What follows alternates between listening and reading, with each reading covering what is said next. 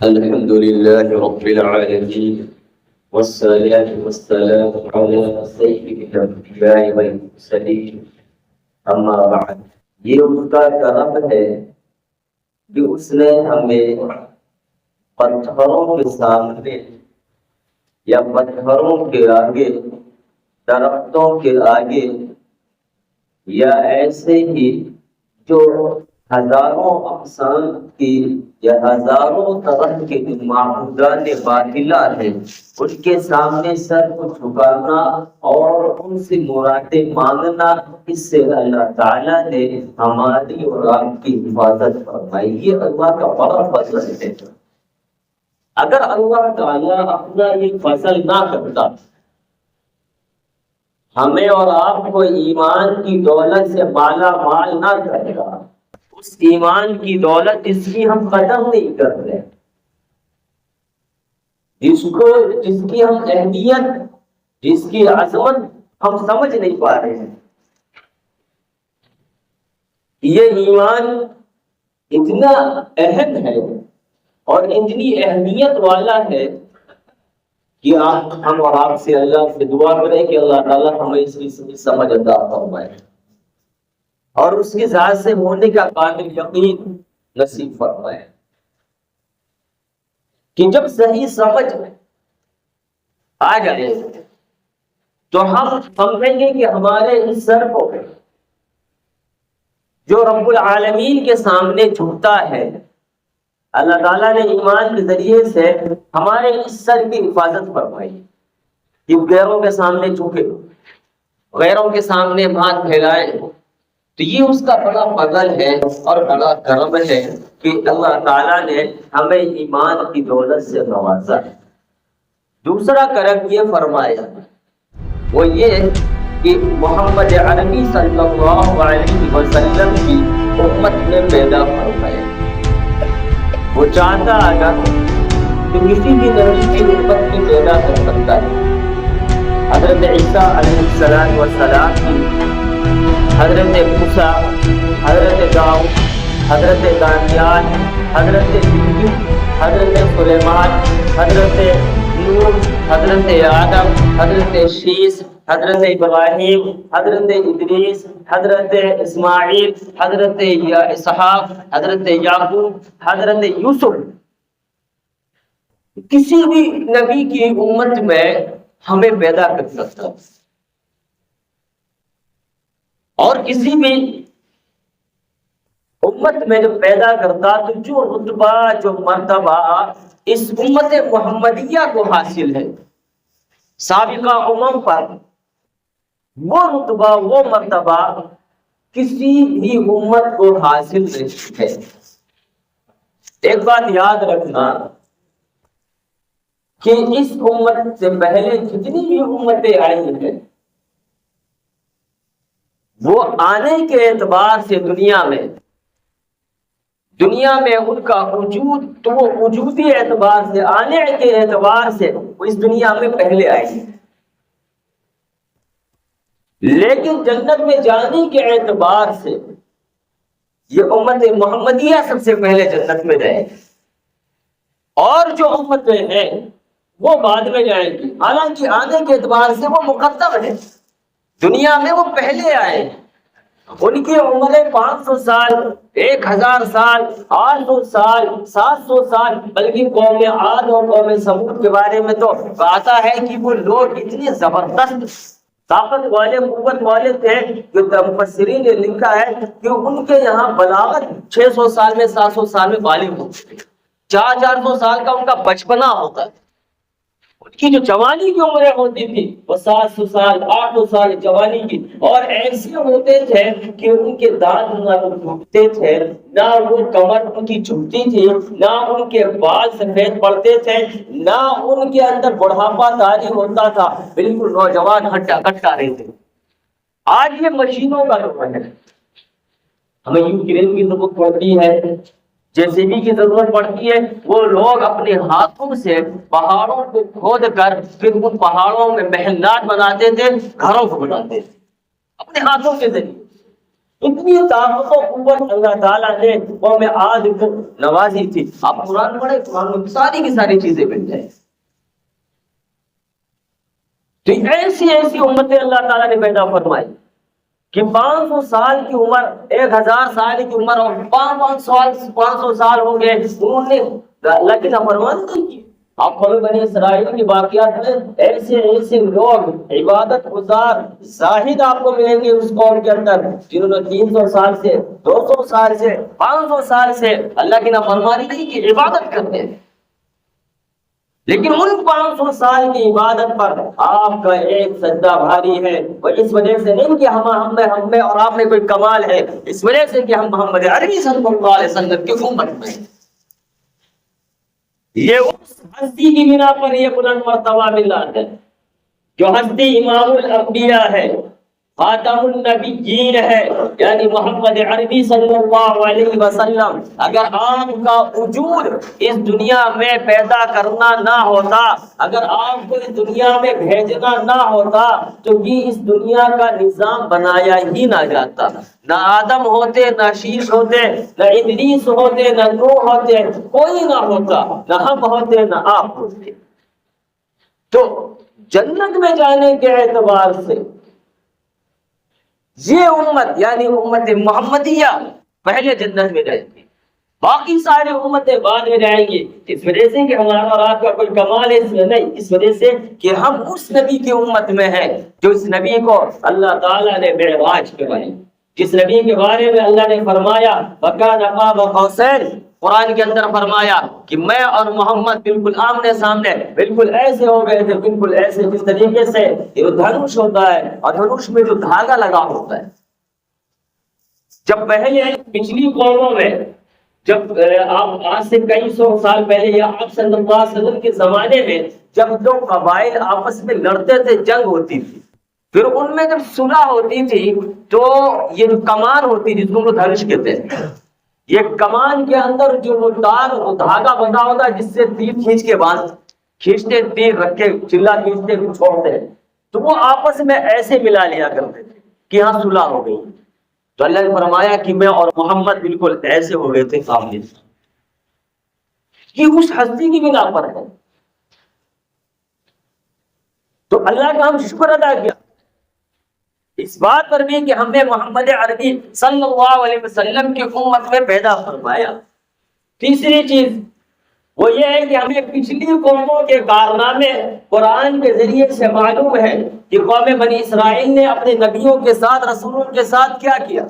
انہوں نے کون کون سی بدعہدی کی، ان پر کیسے کیسے عذابات نازل ہوئے، اور پھر قوم لوط کے ساتھ کیا عمل ہوا، انہوں نے کیا بدتمیزی کی، کیا خباثت بھری باتیں کی. اسی طریقے سے قوم نوح نے کیا کیا، قوم ابراہیم نے کیا کیا، قوم موسیٰ نے کیا کیا، قوم عیسیٰ نے کیا کیا. یعنی ساری قوموں کے افعال، اعمال اور ان پر ہونے والی سزائیں، عذابات جو اللہ تعالیٰ نے نازل فرمائے ہیں، وہ ساری کی ساری ہمیں اور آپ کو معلوم ہے قرآن کے ذریعے سے. اللہ نے بتایا کہ ان گناہ کا ارتکاب تم نہ کرنا، تم پر بھی عذاب آ سکتا ہے. یہ تو دعائیں دو محمد صلی اللہ علیہ وسلم کو کہ اللہ کے نبی صلی اللہ علیہ وسلم نے ایک مرتبہ دعا مانگی کہ میری قوم پر ایسا کبھی عذاب میری امت مسلط نہ کرنا، ایسا قہر یا ایسا کوئی ظالم بادشاہ مسلط نہ کرنا جو ان کو صفحہ ہستی سے مٹا دے، ورنہ کون سا ایسا گناہ ہے جو آج ہمارے اندر پایا نہ جاتا ہو. کیا قوم لوط والا عمل اس امت میں نہیں ہوتا؟ بالکل ہوتا، بلے عام ہوتا ہے. کیا جوا نہیں کھیلا جاتا؟ کیا لوگ شراب نہیں پیتے؟ کیا لوگ طوائفوں کا مجرا نہیں دیکھتے؟ کیا لوگ ناجائز پیسے خرچ نہیں کرتے؟ کیا لوگ جو ہے سٹے بازی نہیں کرتے؟ کیا جو ہے اپنی آنکھوں کو غلط استعمال نہیں کرتے؟ قوم بنی اسرائیل کو صرف اس وجہ سے عذاب نازل ہو گیا کہ ہفتے میں اللہ نے منع کیا تھا سنیچر والے دن کہ تم مچھلی کا شکار نہ کرنا. کبھی کہ نہیں کریں گے. اللہ تعالیٰ نے ان کو آزمایا. میں نے پچھلے دن میں ایک بات کہی تھی کہ ایمان اور آزمائش لازم اور ملزوم ہے. اگر آپ ایمان والے ہیں، اس بات کا آپ کا دعویٰ ہے، اللہ آپ کی آزمائش ضرور کرے گا.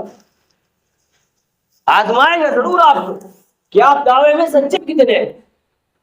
ایسا ہو کہ آپ ایمان والے، ہم ایمان والے، ہماری آزمائش نہ ہو، ایسا ہو ہی نہیں سکتا ہے. دعویٰ بغیر دلیل کا تو ہو ہی نہیں سکتا ہے۔ اللہ نے آزمائش کی کہ سارے دن اور جو ہفتے میں تھے، اتوار اور شنبہ منگل، ان دنوں میں مچھلی کا شکار ہوتا ہی نہیں تھا، وہ شکار کرنے جاتے شکار نہ ہوتا۔ سنیچر والے دن ساری مچھلیاں تالاب کے کنارے آ جاتے۔ اب بڑے بڑے بہت پریشان، کچھ لوگ نے کیا کیا، سنیچر کے دن انہوں نے مچھلی کا شکار کرنا شروع کر دیا۔ جب مچھلی کا شکار شروع کر دیا، اللہ تعالیٰ کا عذاب آ گیا، فوراً اللہ تعالیٰ نے کو خنزیر اور بندر میں تبدیل کر دیا۔ یہ جو آج کے ڈیٹ میں خنزیر اور بندر موجود ہے، یہ نہیں ہے، وہ 3 دن صرف عذاب میں مبتلا رہے تھے، 3 دن کے بعد وہ مر گئے تھے، وہ ختم ہو گئے تھے۔ یہ تو ایک جانور ہے، لیکن اللہ تعالیٰ کا کہنے مقصد یہ عذاب ایسے نہ ہوا، صرف ایک نافرمانی کی تھی کہ سنیچر کے دن مچھلی کا شکار کیا تھا۔ حالانکہ مچھلی کا شکار کرنا کیا ہے، یا مچھلی کھانا حرام نہیں ہے، مچھلی کھانا حرام نہیں ہے، حلال ہے، کھائی جا سکتی ہے۔ اور ہم تو سود کھا رہے ہیں جو کہ حرام ہے، ہم جھوٹ بول کے کھا رہے ہیں، حرام ہے، لوگوں کی غیبت کر رہے ہیں، حرام ہے۔ ہم غیبت کو چھوڑا گناہ سمجھتے ہیں، بدگوئی کو چھوٹا گناہ سمجھتے ہیں، گناہ کو چھوٹا، گناہ کو ہم گناہ ہی نہیں سمجھتے، گالی دینا گناہ ہے سمجھتے ہی نہیں۔ دیکھو کتنے مسلمان بھائی ہمارے گالی دے رہے ہیں، باپ اپنے بیٹے کو دے رہا ہے، بھائی کو دے رہا ہے، ماں بیٹی کو دے رہی ہے، بیٹی ماں کو دے رہی ہے، پڑوسی کو دے رہا، بھیجنے والے دوسرے بھیجنے والوں کو گالیاں دے رہے ہیں، رشتے داروں کو گالیاں دے رہے ہیں، ایک رشتے دار دوسرے رشتے دار کی برائیاں کر رہا ہے کہ نہیں کر رہا ہے، غیبت کر رہے ہیں کہ نہیں کر رہے؟ کیا اللہ کی پکڑ آئی؟ کیا اللہ نے ہماری زبانیں کاٹ دی؟ تو یہ آپ صلی اللہ علیہ وسلم کی اس دعا کا نتیجہ ہے جس میں اللہ کے نبی نے دعا مانگی تھی، میری قوم کو، میری امت کو ہلاک و برباد نہ کر، اللہ نے قبول فرما لیا۔ جی کبھی ایسا کوئی ظالم بادشاہ مسلط نہیں کرے گا جو پوری دنیا سے مسلمانوں کو ختم کر دے، ورنہ مسلط تو بہت ہوئے ہلاکو خان جیسے، چنگیز خان جیسے لوگ جنہیں پورے بغداد کے تخت و تاراج کو بالکل تاراج کر دیا ہے، حکومتوں کو بالکل نیست و نابود کر دیا، لاکھوں کی تعداد مسلمانوں کو انہوں نے مارا ہے، لاکھوں کی تعداد میں۔ آپ تاریخ پڑھے، منگولوں کی تاریخ پڑھے آپ، جو ہے چنگیز خان کی، ہلاکو خان کی، ان لوگوں نے کتنے حملے کیے ہیں، تاتاریوں کی تاریخ پڑھے، آپ کو معلوم ہوگا کس طریقے سے نیست و نابود کر دیا مسلمانوں کو، حکومتیں پوری ہلا دی ہے انہوں نے، پوری حکومتیں ہلا کے رکھ دی ہے، کس بنا پر؟ ہمارے اعمال کی بنا پر۔ تو یہ آپ صلی اللہ علیہ وسلم کی ہم امت میں ہے، اس پر اللہ کا شکر ادا کرنا چاہیے کہ آپ صلی اللہ علیہ وسلم جیسا نبی جو سراپا رحمت، سراپا مہربانی، سراپا شفقت، اور ایسا نبی جس نے کبھی بددعائیں نہ دی ہو، جس نے لوگوں کو زندگی گزارنے کا آداب بتایا، جس نے لوگوں کو بتایا کہ بیٹیاں رحمت ہے، جس نے بتایا کہ پڑوسیوں کا کیا حق ہے، جس نے بتایا زندگی کیسے گزاری جاتی ہے، جس نے بتایا کہ کیسے راستے پر چلا جاتا ہے، جس نے بتایا یہاں تک تعلیم دی ہے کہ اگر تم راستوں میں بیٹھو مت، راستوں میں کھڑے مت ہو، جائز نہیں ہے قطعی طور پہ، اگر کسی ضرورت کے تحت اگر آپ کو راستے میں کھڑا ہونا پڑ جائے، بات کرنی پڑ جائے، تو کہا کہ نظریں نیچی رکھو، کسی کو کوئی سلام کرے اس کا جواب دو، کوئی راستہ پوچھے اس کو راستہ بتاؤ، اچھی باتوں کا حکم کرو، بری باتوں سے روکو، یہ راستے کے آداب ہے۔ کیوں؟ اس لیے کہ تم راستے پہ بیٹھے ہوئے، حالانکہ راستے پہ بیٹھنا قطعی طور پر جائز نہیں، ہم لوگ کھڑے رہتے راستے، کوئی اس کنارے کھڑا ہے، کوئی اس کنارے کھڑا ہے، کوئی اس کونے میں کھڑا ہے، کوئی اس کونے میں کھڑا ہے، یہ اچھی بات نہیں، کیونکہ اس وجہ سے کہ آنے جانے والوں، اگر ہماری ذات سے ہم کھڑے ہیں، ہماری ذات سے آنے جانے والوں کو تکلیف ہوئی، کیا ہماری وجہ سے کوئی کسی لڑکی کو، کسی عورت کو اگر جھجک محسوس ہو رہی ہے کہ یہ کھڑے ہیں، ان کے سامنے سے گزرنا پڑ رہا ہے، اس کو شرم محسوس ہو رہی ہے، ڈر محسوس ہو رہی ہے، تو یاد رکھنا کہ ہم سے زیادہ مردود انسان کوئی نہیں ہے۔ اگر ہماری مسلمان بہن بھائی بیٹی کی، یا غیر مسلم کی بہن بیٹی ہو، اگر اس کو اپنی عزت محفوظ میسر تصور نہیں ہو رہی، تو پھر ہم سے زیادہ مردود انسان کوئی نہیں ہے کہ ہمارے کھڑے ہونے سے وہ اپنی عزتوں کو غیر محفوظ سمجھتے ہیں۔ ہم غور تو کریں ہماری زندگیاں کہاں گزر رہا ہے، تو اللہ کے نبی صلی اللہ علیہ وسلم نے ہر ایک چیز بیان فرمائی، ہر ایک چیز کی تعلیم دی. یہی وجہ ہے کہ صحابہ اکرام کے دلوں میں کیا ہے، پھر آپ صلی اللہ علیہ وسلم کی محبت ایسی رچ بس گئی تھی، ایسی رچ بس گئی تھی کہ جب آپ صلی اللہ علیہ وسلم کا جب وفات ہوئی، جب انتقال ہوا، تو حضرت عمر رضی اللہ تعالیٰ عنہ جیسا جلیل القدر صحابی، جن کے بارے میں اللہ کے نبی فرمایا، اے عمر تم جس راستے پہ چلتے ہو شیطان کی ہمت نہیں پڑتی کہ اس راستے پہ چلے، شیطان دیکھ کے تمہیں دیکھ کے راستے بدل لیتا ہے. آگے فرمایا لا نبی بعدی لو کان بعدی نبی لکان عمر بن الخطاب، کہ میرے بعد کوئی نبی نہیں ہے، اگر میرے بعد کوئی نبی ہوتا تو حضرت عمر ابن خطاب ہوتے، کیونکہ عمر ابن خطاب کے اندر ایسی صفتیں پائی جاتی تھی جو نبیوں اور رسولوں میں ہوتی، ایسی خوبیاں پائی جاتی تھی. لیکن وہ بھی اپنے ہوش و حواس کھو بیٹھے تھے، تلوار لے کر کھڑے ہو گئے تھے مسجد نبوی کے صحن میں. کوئی اگر یہ کہے گا کہ محمد صلی اللہ علیہ وسلم کا انتقال ہو گیا، میں اس کا سر قلم کروں، برداشت نہ کر سکے، تحمل نہ کر سکے. حضرت عثمان غنی رضی اللہ تعالیٰ عنہ جہاں بیٹھے تھے چپ چاپ بیٹھے رہ گئے، ان سے حرکت تک نہیں ہوتی تھی. حضرت علی کے زبان سے کوئی لفظ نکلتے ہی نہیں تھے کہ کوئی زبان سے الفاظ عطا ہو، کوئی بات نکلے. یہ عشق تھا جو اللہ کے نبی صلی اللہ علیہ وسلم کی ذات سے تھا. کیوں؟ اس وجہ سے کہ اللہ کے نبی صلی اللہ علیہ وسلم نے شاہ فرمایا لا یؤمن احدکم، تم میں سے کامل ایمان والا، مکمل ایمان والا اس وقت تک کوئی ہو ہی نہیں سکتا ہے جب تک اس کو میری ذات سے محبت اپنی جان سے زیادہ، اپنے مال سے زیادہ، اپنے ماں باپ سے زیادہ جب تک نہ ہو جائے. ہمیں یہ عشق، یہ ہمارے اللہ کے نبی کی ذات سے عشق ہے، یہ عشق ہونا چاہیے. یہ عشق کا تقاضا ہے کہ ہم یہ علمی فکری باتیں، تحقیقی باتیں جو دنیا کے سامنے ہم نے پیش کی، 1000 سال کی تاریخ دیکھ لیجیے جو مسلمانوں نے پیش کی، یہ اسی عشق کی داستان ہے. یا آپ صلی اللہ علیہ وسلم سے محبت کا ایک ادنا کرشمہ ہے، یا آپ صلی اللہ علیہ وسلم سے محبت کا نتیجہ ہے. آج کچھ ملعون، کچھ خبیث مردود انسان اسی رہبر انسانیت پر انگلی اٹھاتے ہیں اور اللہ کے نبی کی شان میں گستاخیاں کرتے ہیں. اللہ کے نبی کی شان میں گستاخیاں کرنا قطعی طور پر حرام ہے. یہ ہمارے اور آپ کے لیے فکر لمحیہ ہے، یہ فکر کرنے کا لمحہ ہے کہ جو گستاخیاں کرنے والے ہیں، جبکہ ہم ایسے ملک میں رہتے ہیں جیسے جو سیکولر ہے، جو جمہوری ملک ہے، اس جمہوری ملک میں کسی بھی مذہبی شخصیت کا احترام نہ کرنا یا کسی بھی مذہبی شخصیت پہ کیچڑ اچھانا یا اس کی شان میں گستاخی کرنا، یہ جمہوری ملک کے اور قانون کے خلاف ہے. آج ہماری حکومتیں کیا کر رہی ہیں؟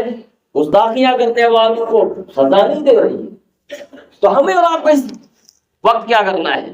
ہمیں اور آپ کو اس وقت یہ کرنا ہے کہ ہمیں سیرت کے کانفرنس کرنی چاہیے تاکہ لوگوں کے سامنے اللہ کے نبی صلی اللہ علیہ وسلم کی ذات گرامی کے خط و خال واضح ہو، اللہ کے نبی سے محبت جو ہے وہ واضح ہو. لوگوں کے سامنے ہمیں نعت کوئی کے مقابلے کرانے چاہیے، لوگوں کے سامنے ہمیں اللہ کے نبی صلی اللہ علیہ وسلم کی تعلیمات کو عام کرنا چاہیے، چاہے اپنے ہو یا پرائے ہو، سب کو روشناس کرانا چاہیے تاکہ ان کو معلوم ہو کہ محمد عربی کون ہے اور محمد عربی کی تعلیمات کیا ہے. آج لوگوں کے ذہنوں کو گمراہ کر دیا گیا ہے. محمد عربی صلی اللہ علیہ وسلم کی شان میں گستاخیاں اس وجہ سے ہو رہے ہیں کیونکہ بہت سارے لوگوں کو محمد عربی صلی اللہ علیہ وسلم کی ذات کے بارے میں معلوم نہیں ہے، یہ مقام مرتبے کے معلوم نہیں، ان کی تعلیمات کے بارے میں معلوم نہیں. یہ ہماری اور آپ کی ذمہ داری بنتی ہے کہ ہم ان کی تعلیمات کو عام کریں، ہم ان کی ہدایات کو عام کریں، ان کی زندگی گزارنے کے جو آداب ہیں ان کو ہم عام کریں. یہ ہماری اور آپ کی ذمہ داری بنتی ہے. ہمیں اور آپ کو اس بارے میں فکر کرنا ہوگا. ہم اور آپ اگر فکر نہیں کریں گے، غور نہیں کریں گے، تو آج کوئی کر رہا ہے کل کوئی اور کرے گا، تو لوگوں کی جراتیں ایسی ہو جائیں گی، ہمتیں ایسی ہو جائیں گی، ہر ایک کھڑا ہو کے پھر اللہ کے نبی کی شان میں گستاخیاں کرنے لگے گا. تو ہمیں اور آپ کو اس کے بارے میں غور کرنا چاہیے، فکر کرنا اور اس بات کا عہد کرنا چاہیے کہ آج سے ہم اس بات کی کوشش کریں گے اپنے قول سے، اپنے فعل سے، اپنے عمل سے، ہر اعتبار سے جس سے جتنا ہو سکے ہم بڑھ چڑھ کر اس بات میں حصہ لیں گے کہ اللہ کے نبی صلی اللہ علیہ وسلم کی سیرت کو، ان کی سنتوں کو عام کریں گے انشاءاللہ. اللہ تعالیٰ کے لیے زیادہ عمل کرنے کی توفیق عطا فرمائے.